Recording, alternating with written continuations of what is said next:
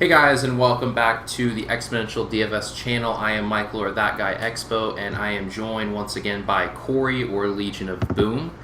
We are back today with our newest upload on the channel. As promised, we are bringing you the first edition of Exponential Sports Talk. So Corey, you want to kind of discuss once again what we're going to be kind of either covering today, but overall what we're going to be doing now on the channel? Yeah, so basically we're going to translate into more of talking some industry, specifically just sports, not, we'll talk some DFS industry, like Michael did on the video on Friday, or Thursday. Lost my dates, lost my dates. Friday.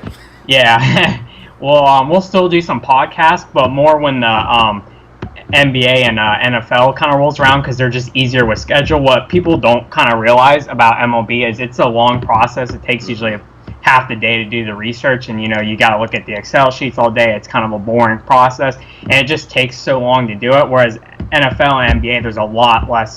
You still have to do some research, but there's just a lot less in it. You don't have to do as much, and they're just going to work with our schedule. So we've kind of translated into the sports talk, because they're going to only take a half hour, no research really. They're going to be easier, and we'll be able to get more consistent uploads. Instead of maybe 1 to 3 times a week, we may be able to push out 4 to 5 a week. Exactly. Yeah, absolutely. And kind of today, so we're going to be covering around typically probably anywhere from 3 to 5 topics every episode, somewhere around there. So today we have the 5 topics we're going to be talking about. We're going to be talking about Buster Olney's list that he put out of the 9 ways to make baseball better, talk about what those are, talk about our opinions on them. We're going to talk about Treon Harris transferring from the University of Florida. We're both big Gators fans, so a lot of the content we'll be talking about for college football before the season starts will be very SEC-based, but obviously we're going to jump into all of college football. The Aroldis Chapman trade to the Cubs, our thoughts, kind of go over that a little bit. Chris Sale, our opinions on whether he's going to get traded, kind of the current rumors around him.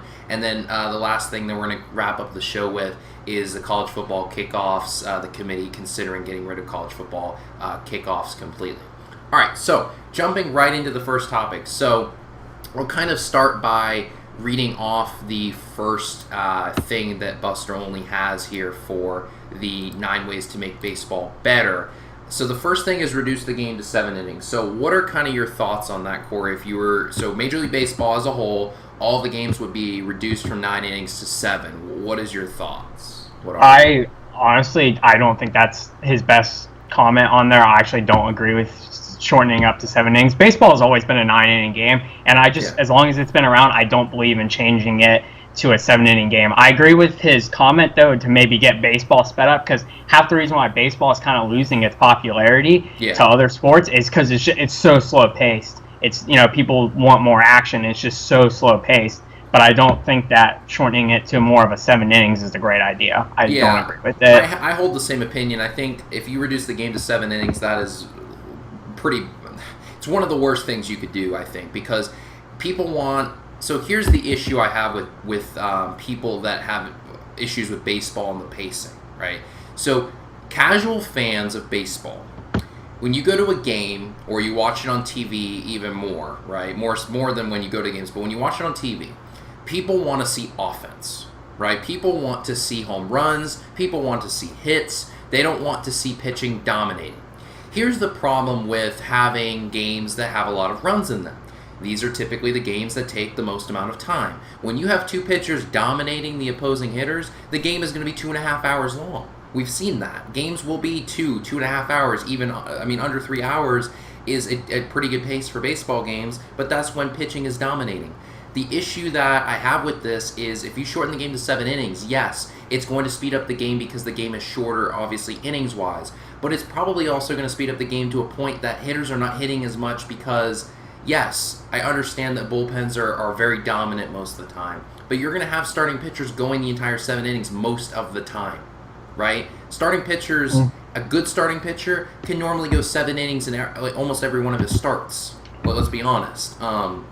So you'd have pitchers obviously going for as many possible strikeouts as they can get, because why would they not when they are probably only be expected to go 5 or 6 innings if the game is 7 innings? It just to me, I don't agree with the shortening of the actual game, and I think people that complain about the game's taking a long time, I mean, they want us. These are the people that want to see offense, and when offense is doing well, when the offenses are scoring, the game is taking longer anyway. So you can't have your cake and eat it too. You can't want a lot of runs and want the game to be shorter. It doesn't work that way, in my opinion. But yeah, in my opinion, shortening to 7 innings would be like shortening college football to 3/4 or NFL to 3/4 or basketball to 3/4. It wouldn't be right. It needs to be worse than that. I think it would be worse than that because at least in those games they're timed games, so you would know exactly how long you're going to get. But like in a baseball game, reducing to 7 innings when starting pitchers are already wanting to hit 7 innings, that's kind of their goal right now. I mean, you'd have so many complete games. Would you want to face the Dodgers whenever Clayton Kershaw is pitching if you know the game is 7 innings long? He's going to pitch a complete game like every time out. Yeah, every time out he's going to pitch a complete game. Like, why would you not pitch him the entire 7? I mean...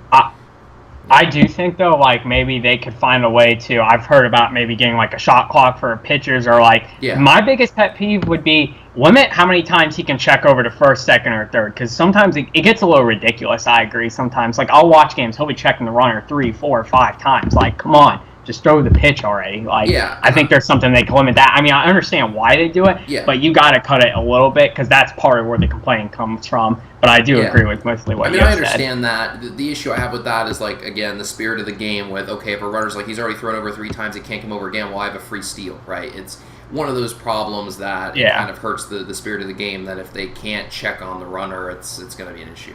All right, so the second thing, 2 scheduled single admission doubleheaders a year. So I guess we'll kind of talk about this first from like a fan point of view because there's issues for organizations and like franchise or whatever. But from a fan point of view, I love it. I mean, you're telling me you can go pay for one game and get in for a day, like basically a day-night doubleheader or a morning-day doubleheader twice a year. I love it. I mean, I think especially for smaller market teams, I think the issue arises for like large market teams that want to get as much money as they can out of every game. I completely understand their opposition to this or what their opposition would be, but I think for like small market teams like the Rays, for example, they don't fill the stands anyway. And if you make a single admission ticket for 2 games, they might make more money doing that than they would having 2 separate games because no one goes anyway. Yeah, I agree with that. I like it from a fan standpoint, but obviously baseball is a market, and they're going to try to make as much money as they can out of it. And with arguably their market kind of shrinking to other sports like football and basketball and even hockey's up and coming now in the United States, I like the idea of it from a fan point, but as a business as a whole, I don't think baseball is going to go for that, like you talked about. But it's an interesting point. It's an interesting idea for sure. Yeah, definitely. Attaching one item from the concession to each ticket. Again, I think this is a very basic idea that I like. I heard the commissioner talk about this, I think it was like a week ago or so, that he was on Mike and Mike and talking about these things. And he said, well, a lot of teams are already doing that or are starting to do that, so it's not as big of an issue. So there's not a lot to say there. I mean, obviously, free stuff when the tickets are that expensive it's not costing the team that much to give a free soda to a fan for buying a ticket. Yeah. Reduce the number of relievers employed in each game. This I do like on the surface. Obviously, the exception would be if the game goes to extra innings. You'd have to have an exception. But I do like this. Obviously, you have guys out there that are lefties, that are lefty specialists. You have guys out there that are righties that are incredibly tough on righties, but it's more of a case with lefty on lefty. Yeah, I mean, when a guy comes in for 1 out, that the pitching changes already take so long. I mean, they throw in the bullpen, they get warm, they come out on the mound, they throw more, they go to a commercial break. They basically get 2 commercial breaks out of the pitching changes because the guy comes in, pitches for an out, warms up, pitches for an out, the new guy comes in, warms up, and then they come back. It's too long. I understand that there's guys out there that make a living off of getting an out every game. I mean, that happens. I mean, they come in, get David Ortiz, that's their job. There you go. Go have a nice sit on the bench. But I do think there's an issue with the number of relievers each game. I'm actually okay with the number of relievers. I just think maybe they should find a way to just limit the commercials. I know part of their commercials is them making money, but maybe they could just limit the commercials, because I actually don't mind the number of relievers, but if they could just find a way to create a system where they can get them in and out faster, where they don't have to do this warm up, because I feel like part of the use of the relievers too is to, okay, we're in a close game, and my closer's not quite warmed up. Let me use my other relievers to kind of, get him some more time, and give him some more time, because I know it takes so long. So I feel like maybe if they could deploy a way to faster get these guys into the game, I'm okay with it. Yeah, and I think the number of pitches when they come in out, like they're in the they warm in the bullpen, they come to the actual mound. I think maybe limiting the number of pitches even more. I mean, they already limit them. I want to say it's somewhere around 8 pitches they get. Maybe if you decrease it to 3, 4. Yeah. I mean, yes, I understand they have to get used to the mound. It's different than the bullpen mound. I completely get it. But I think maybe cutting it in half might be a good way. The 2-tiered PED rule, I mean, honestly, I think the way they have it now is pretty well done. I don't really have an opinion on this. I think the way they have it now is fine. I don't know how you feel about it. No, baseball's got it just right. You give a pretty good chunk of a suspension for a PED. Baseball's got it good how they're doing it. They're fine with how that is. Yeah. The next one's about the All-Star Game, which we have different opinions on the MLB All-Star Game already, but so basically forcing managers, not forcing, but instructing them to use their best players as long as possible in the All-Star Game. So, like, if you have Mike Trout in the American League, you play him the entire 9 innings. You don't take him out. The issue I have with this is getting people exposure to, like, getting the teams having exposure. Because let's be honest, right? And I think this kind of goes into this. Did the Cubs deserve to have as many starters as they did in the All-Star Game? No. Oh. I mean, most of those guys obviously deserved it, but you cannot tell me that Addison Russell deserved to start in the All-Star Game over Corey Seager. Like, that is a really, really hard case to argue. And that's the issue with having a fan vote and the managers going with the starters because that's what the fans wanted. But I do like the idea of playing your players for a long amount of time as starters. But, I mean, we saw the American League, I think, outmanaged the National League in the All-Star Game this time because they did leave their starters in for a longer amount of time. It's probably because Terry Collins, he said he was trying to get every club to have a player in the game. I get that. But I think he was just going in and out way too much. And I think the American League did a really nice job having their starters in for a long amount of time and then kind of cycling in those other guys towards the end of the game. And it worked out. I mean, they won. So I think it's not as much of an issue for position players as it is for pitchers. I mean, I understand why a club wouldn't want Clayton Kershaw to pitch 4 innings in an All-Star game. Like, I get it. As it is, the National League kind of got bit for leaving Cueto in for as long as they did. Like, that really hurt them. If they would have left him at the 1 inning, maybe he wouldn't have been as bad as he was in the second inning. So, I definitely can see the merit to leaving in the players. But what are your opinions on this?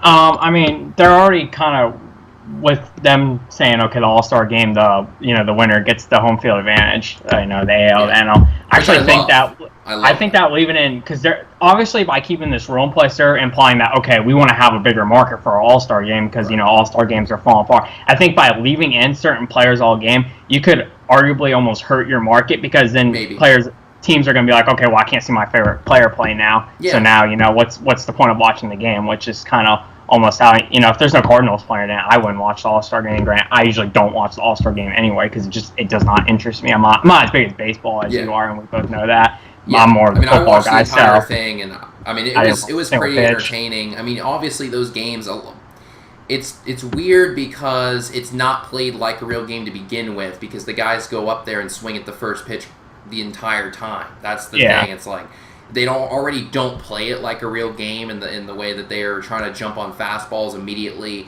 and not working pitch counts because they know that the pitchers are going an inning at a time anyway. So that's kind of the big difference already.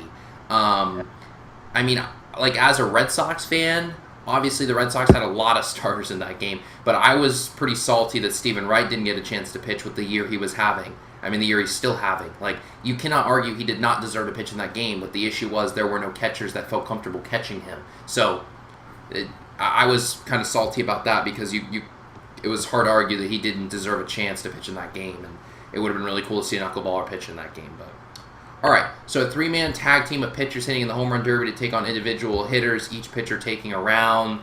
I don't know what my opinion is on hitters or pitchers hitting in the home run derby. I mean, they're pitchers. They're not hitters.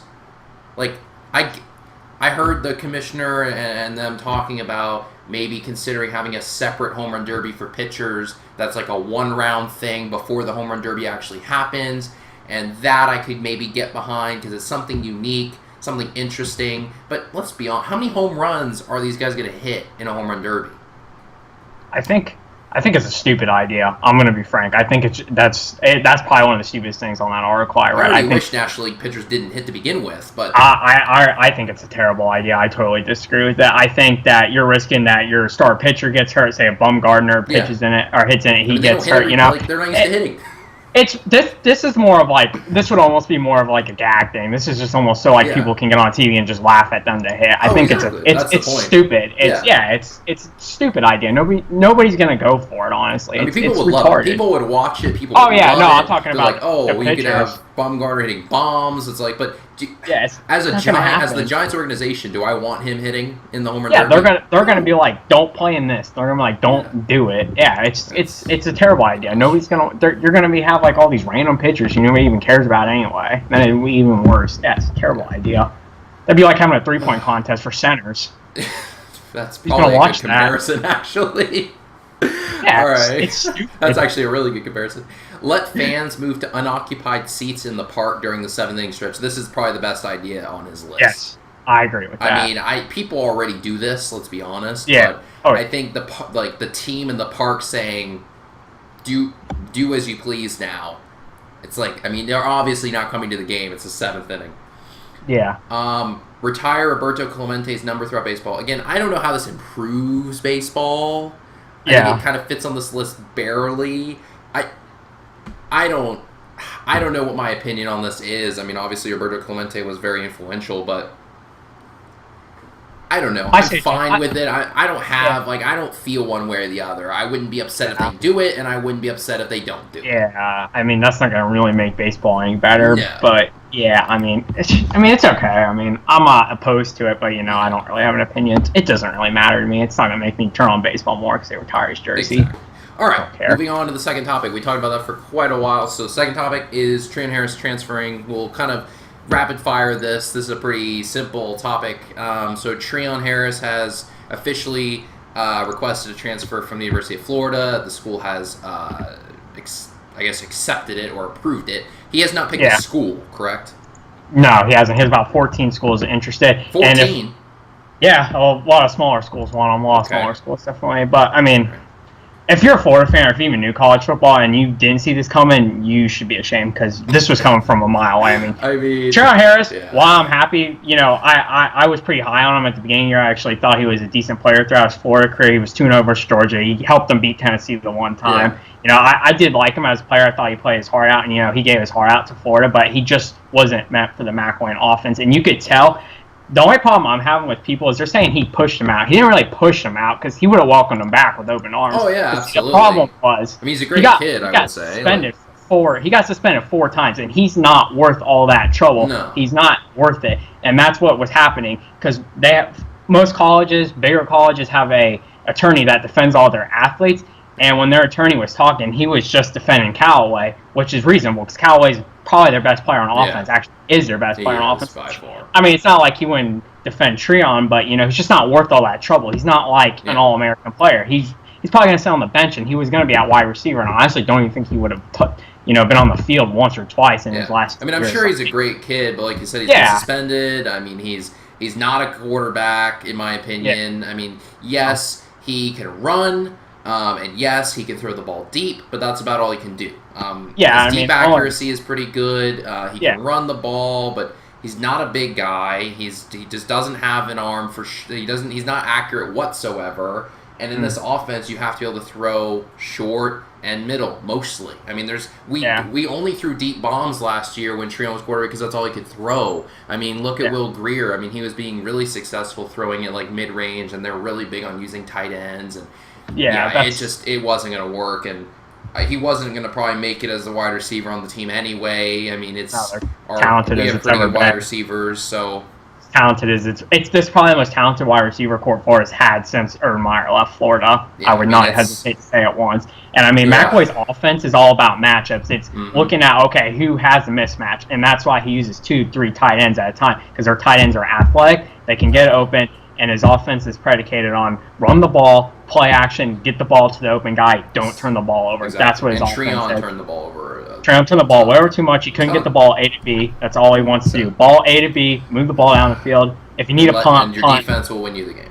Yeah, your defense can win you the game. You're the best defense in the country. And, this is one thing I want to talk about really quick. See, we're talked about how baseball's slow. If you watch SEC football, which mostly everybody does, they don't play fast either. I mean, Florida, Alabama play, LSU, they play old-style football. They run the ball, and they waste all the time they can with their defense.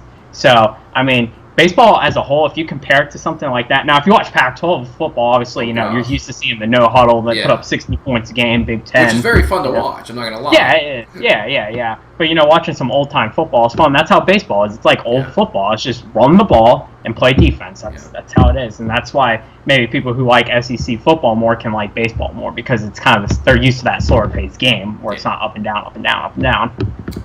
All right, so Aroldis Chapman trade. So on the surface, we'll kind of get into what happened. I'm sure most people kind of are aware, but what are your opinions on the surface for both teams? So first of all, from the Cubs' point of view, they get Chapman. Well, if you're a Cubs fan, how do you react? I read some comments and I'm happy about it. I honestly, unless Chapman signs that extension, I probably wouldn't be happy with it, honestly, because they traded was he their best prospect? Yeah, they traded 3 prospects, I believe, plus Adam Warren. So it's Torres, which is their top shortstop prospect. I think he is their top overall prospect. Yeah, I think he Adam Warren, who the Yankees traded in the Starlin Castro deal. They were straight up, I believe. It was basically Warren for Castro, and now they got Warren back. Billy McKinney, who was a top 100 prospect entering the year, but I guess he's kind of fallen off a little bit, but he's a solid player. And then Rashad Crawford, which I honestly don't know much about Rashad Crawford, but he's another prospect that they basically threw in. So, I mean, you're trading I think he was their top overall prospect, easily top shortstop prospect. Yeah. I think it was their top outfield prospect in McKinney. Yeah. Adam Warren, who's a solid, I mean, he's going right to the Major League Club for the Yankees again. And then another prospect. So, and this is all for a rental. Yeah, and if he would have signed it, if they could have worked out a deal where he signs a 3-year extension, whatever. I'm okay with it. I would be fine with it. Yeah. I read an article too that says guys who throw hard, like Chapman, obviously throws over 100 miles per hour. They tend to tamper off earlier in their careers, and he's about at that point where he could start, regressing a little bit. I don't know. We never know with this. He could, go for 6 more years and be fine, but we don't know. And if he's not going to sign that extension, you basically rented him, and then you say, okay, well, if you win the World Series, then it's worth it. But if you don't, and then he leaves, then you just got screwed, basically. Yeah, that's the thing. It's obviously, if you can win the World Series, you're going to do it, right? And I think the Cubs felt like they were a shut-down lefty arm or bullpen arm away. Making this trade tells me they think they're that away, because they went out and got Mike Montgomery, which was a nice trade for them, in my opinion. Another lefty arm, but then they went out and got Chapman, and I think that really, I mean, their closer has done fine. Their closer's pitched very well this year, right? But I think that they felt like they were one bullpen arm away from this thing. And, I mean, you never know. Postseason baseball is crazy sometimes, right? I mean, someone could get hurt between now and then. You never know. And you are trading 2 of your top prospects for a rental. Yeah. Granted, he is a fantastic player, a fantastic arm, great talent, and will definitely help your bullpen tremendously. But if you do not win the World Series this year, you could argue they might have mortgaged some of their future here. Yeah, easily. I'm not agreeing with their trade. I love it from the Yankees' point of view. Yeah. Right? And this is coming from a Red Sox fan.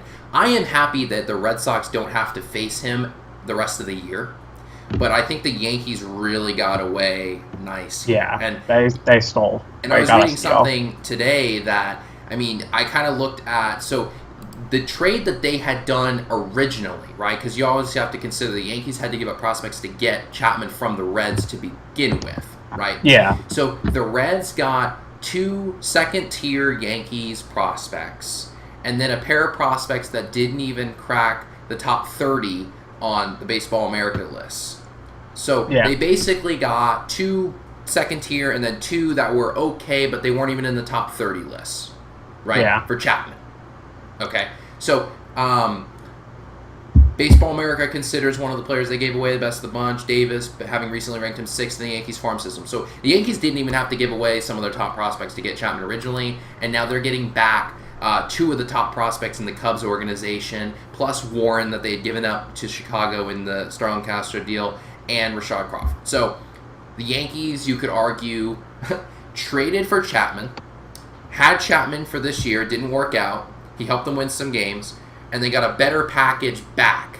So they basically got Chapman for that amount of time and made out ahead in the end. So you got to give it to them. I mean, they really pulled a nice trade off here, in my opinion. Yeah, definitely. All right. The next thing we're going to talk about is Chris Sale. So the teams, the main team that was linked last week was the Rangers. But the rumor was that the White Sox were requiring Joey Gallo to be in the trade as well as Jurickson Profar. So, and the reason, I mean, I understand why the White Sox want that big of a package because it's not a rental. I mean, Sale, I think, has 4 more years on his contract, and it's at a very nice price, right, for a club. So you're not giving him away. I mean, you're going to want major league talent or top prospects back, right? And Gallo and Profar are definitely that. I mean, you would have to be Gallo and Profar and probably at least 2 more, at least decent prospects back in that deal. And I think the White Sox would be pretty content with that. I mean, you are giving away an all-star, right? I mean, he started for the American League in the all-star game. He's obviously a great pitcher. He's just obviously not happy there. And it's hard to keep him there. It's interesting. Apparently, the Yankees have been inquiring about Sale, which I find interesting. Obviously, that's not a this-year trade. Like since they think Sale is going to be traded, they're probably inquiring because they want him for the future because he has like 4 more years left on his deal. It's not a now trade, which I think there could be a lot of teams that could try to inquire that isn't a now trade, but they want another pitcher. Yeah. I mean, it's... nice. I don't know. I'm trying to think of what other clubs. I mean, the Marlins just got Andrew Kashner today. So, and I don't think the Marlins have really enough to get him anyway. The Red Sox have enough minor league talent to get him if they want him. I mean, the Red Sox have enough minor league talent to go out and get Jose Fernandez if they really want him. So, the Red Sox are always in play, in my opinion. I mean, they did get Pomeranz, so that's probably going to lessen the chance I think they go out and trade for Sale. But you never know. I mean, you look at the Red Sox. I mean, they need more help than starting pitching. I mean, they need starting pitching, but their bullpen the last week has been absolutely atrocious. But most of that is due to injuries because Uehara's hurt, Kimbrel's hurt. So it's interesting. I don't think he gets traded, honestly. You just don't see a player of his caliber. Usually teams just want way too much, and it just usually doesn't happen a lot of the times because teams just want way too much for their all-star player. They value them way higher than they really are. They try to get too much prospects out of them, and it usually just does not work out unless that player absolutely demands a trade, and he says he will not stick around for a year. That's when you usually see the trades when they're about to become a free agent. Yeah, I mean, I only see the Red Sox or the Rangers pulling the trigger on this. Because I think the Rangers feel like they have the offense, which I think they do. They have Yu Darvish. They have Cole Hamels. Could you imagine facing the top 3 of Sale, Hamels, and Darvish in the postseason? Yeah, it just depends what kind of Sale, too, wants to come out and pitch. Do we want to get strikeout Sale back or we want to contact Sale back? I mean, it'd be insane for any club to not tell him to go back to striking people out. But if you face that 3 in the playoffs, like, good luck. Yeah, and if he wants to keep pitching to contact, I think that's going to be a part of the reason teams aren't going to want him as much because he wants to keep doing this contact thing. There's no way you could trade your farm system for Chris Sale. It's just if he wants to pitch to contact. Now, if he wants to go back to domination, the Chris Sale was, just last year where he's striking out. He's totally worth it. And I'd be fine as a Red Sox fan. I'd be okay with them going out and trading for Sale as long as they don't give up Moncada in the deal. I mean, Yeah. he's going to be a stud, and as long as they don't give him, as long as it's not a major league player like Mookie Betts or Jackie Bradley, as long as it's prospects, and the White Sox are fine with it, and even if we have to give up 2 of our top 3 prospects that aren't named Okada for Sale for 4 more years, and our rotation is going to be Chris Sale, Drew Pomeranz, David Price, Porcello, Stephen Wright, that is a very good 5. And that, I mean, it's hard to argue with the Red Sox with that offense if they get a Chris Sale and Price pitched lights out yesterday. If he starts pitching better, I mean, if you have Sale, Price, and Pomeranz, and I mean the Stephen Wright, how he's been pitching, and Porcello, I mean that's a fantastic rotation. So I really only see the Red Sox or the Rangers probably pulling the trigger because 1, they have the prospects to do it, and 2, they think they're probably a starting pitcher away. I think the Red Sox thought Pomeranz was going to be that piece, and he definitely could be. They might still need help because, but you really only need 4 starting pitchers in the postseason anyway. So they're probably not going to do it because they already have a solid 4, and the 5th is kind of the question mark for them. So all right. Yeah. Last thing we're going to talk about today, the college football kickoff. The committee's discussing getting rid of it, I think, in 2017. What are your thoughts? Stupid idea. Stupid. This is a stupid idea. Football is already getting softer as it is. This is the stupidest thing you can do. I've watched so much college football. How often do you watch a game and say, oh yeah, kickoffs are the reason why people are getting hurt? It's not kickoffs. Not that many players get hurt in kickoffs. And then on top of that, if you have the last second kickoff like how Miami did last year, that's never going to happen anymore if you get rid of kickoffs. You're just going to put the team at the 25 and make them throw an 80-yard Hail Mary, and that's not going to happen. Nobody has that kind of arm. No, not even, there's a few quarterbacks that can throw the ball down the field that accurately. It's stupid. They're not unsafe. It's a terrible idea. I mean, there's no reason to get rid of a kickoff in college football. That takes away part of the excitement of the game, too. I agree with you that I don't want them gone. I'll play devil's advocate here, and I will say I think kickoffs are, and I think this is statistically shown now, that kickoffs are the most dangerous aspect for concussions, just given the fact you have a bunch of men running full speed down the field towards each other. And that doesn't happen as much in other types of plays because of the distance that they're traveling to hit each other. Well, generally the reason why they get hurt is because of the blindside blocks, because they're not paying attention and they get blindsided block. But they've already done enough. They pushed the kickoff up further, so you get more touchbacks. True. There's fewer returns anyway. They don't need to get rid of kickoffs. It's really stupid. There's no point. It's just retarded. There's really no point in getting rid of a kickoff. You're already making the game less excitement by defenses barely be able to touch the wide receiver anymore without getting a flag. Right. And you're already done enough to protect the quarterback. They don't need to get rid of college kickoffs. I guarantee you that about 90% of players and coaches would totally disagree with this. I guarantee it. It's a stupid idea. I wanted it it's there. Terrible. I mean, that's part of some teams' game too. Remember the Gators when they had Urban Meyer. Special teams was one of the biggest part of their games when they had Brandon James and Andre Bose. There's many teams that use it as that's part of their way to win. Even all the way back to Percy Harvin. Well, Percy Harvin never got to play kickoff because they didn't want him to get hurt. But they even used it to block punts. That was part of their game too. They led the nation in when they won their championship in 06. They led the nation and blocked punts. You can't get. I just don't. If you're going to get rid of that, you're going to have to get rid of punch too. And then you're it's dumb. Just leave it how it is. There's nothing wrong with that. I understand. I'm okay with that. But most teams put their second, third string guys on the kickoff anyway. You can just not use your star players. I understand you don't need to use your star players. I was only nervous of the Gators using Callaway last year as a kickoff, and I know I'm glad to know they probably won't do it this year because they have a couple more options. They don't need to get rid of kickoffs. It's not a good idea, and I think it's just going to hurt the sport even more. Just leave it how it is. It's fine. I agree. All right, so I just realized I think that Corey's webcam was frozen the entire video. You still heard him. Yeah. I don't know why he's frozen. We'll have that fixed for next time. I just realized that I think his face has been frozen in this position. So you'll get to stare at you've stared at his face that hasn't moved, but you've heard him. So that's what counts. So it's moving on my screen. Yeah, I don't know why it's not moving on this, but It Oh, happens. Okay, well, thank you guys for joining us on the first edition of Exponential Sports Talk. Look for another show most likely on Monday. We're going to come up with a few more topics to discuss then. I hope you guys have a great weekend. Share the video if you enjoyed. Leave a comment down below if you agree with us, if you disagree with us, what you disagree or agree with us on. Thank you very much for, if you get to this point of the video, leave a thumbs up, comment down below. This has been Michael or That Guy Expo, joined by... Corey. Corey. All right. See you guys.